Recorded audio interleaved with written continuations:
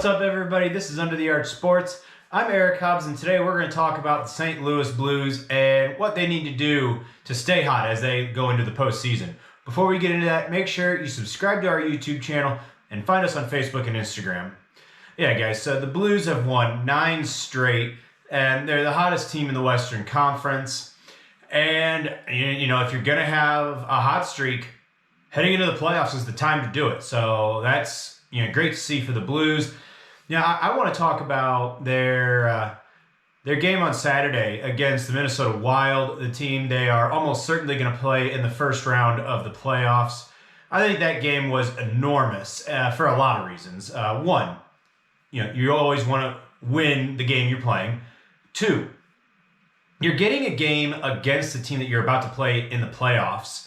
That's a chance to really set the tone and kind of impact how everyone's state of mind as you head into the postseason matchup. And for the Blues, for whatever reason, they have had a lot of success against Minnesota.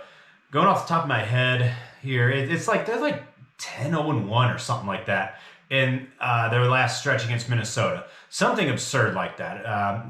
Don't quote me on that record, but it's close to that. Anyway, the Blues have the confidence to know they can handle Minnesota, and the Wild are still searching for a way to beat the Blues.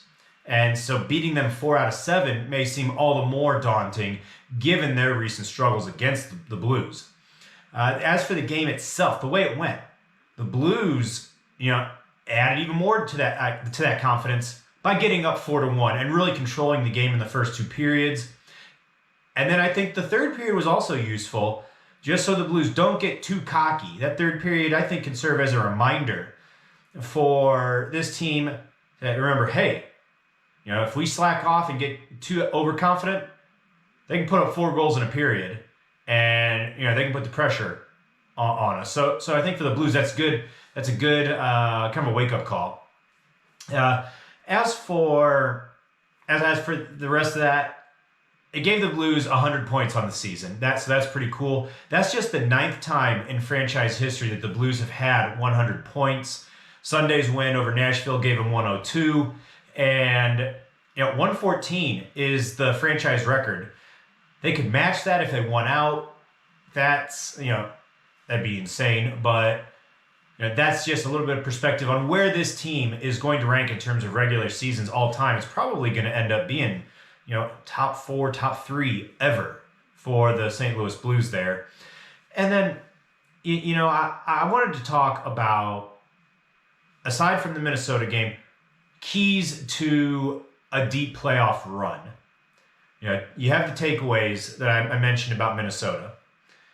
You have a lot of things that have to happen. And I think, number 1, special teams. The Blues are elite in both power play and penalty killing. Most teams are good at one or the other, but few are good at both. And that is an advantage that the Blues are going to have over Minnesota and really anybody else that they would play in the playoffs. So that's important. I think you also have to look at Vladimir Tarasenko. He's been on fire. On Monday, he was named the NHL's first star of the week.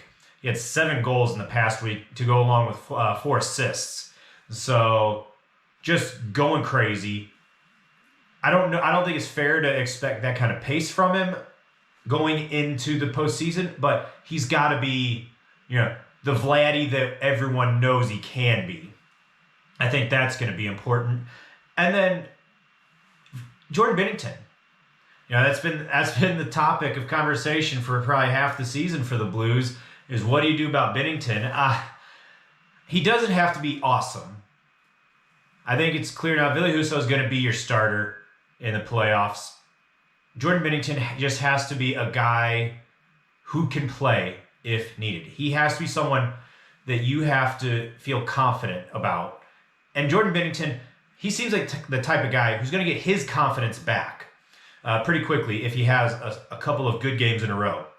I think the bigger factor is getting the rest of the Blues team to believe in Jordan Binnington, instead of kind of having a defeatist attitude of, oh, well, chalk this one up as an L as soon as they see Binnington in net. And I think that has happened at times this season. And getting Binnington to play just solid.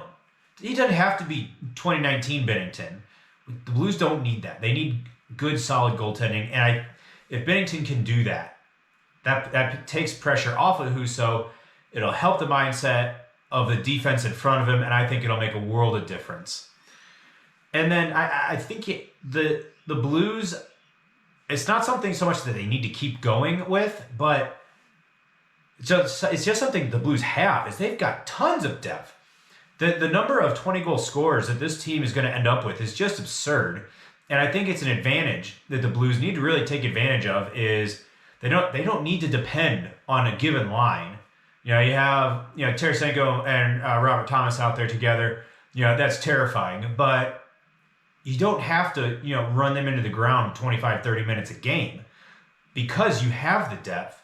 You can spread the wealth, and then you get mismatches where you got two 20-goal scorers going against another team's fourth line or something like that.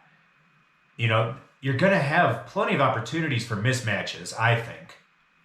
Just given the depth of not even elite, but good, solid goal scorers. And that's something that the Blues really haven't had historically in the last 10 years, I'd say.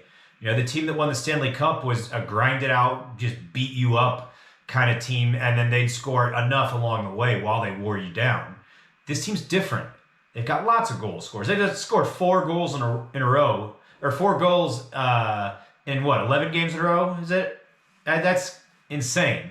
So it's different, and it's an advantage for the Blues. Anyway, that's all I've got to talk about for the Blues. I think the Blues are in for a good playoff run. And staring a second round matchup with Colorado more than likely in the face. That's never fun. But the way the Blues are playing, I think they're going to be competitive if that matchup comes to pass. Anyway, that's all I've got. Thanks for checking out this video. Hope to see you guys next time.